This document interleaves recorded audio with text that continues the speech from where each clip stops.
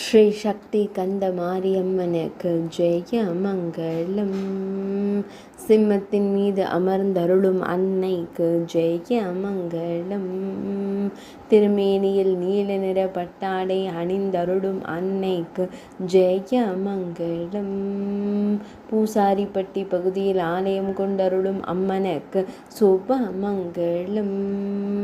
மஞ்சள் திருமுகத்துடன் திருக்காட்சி தந்தருளும் அன்னைக்கு ஜெய மங்களம்.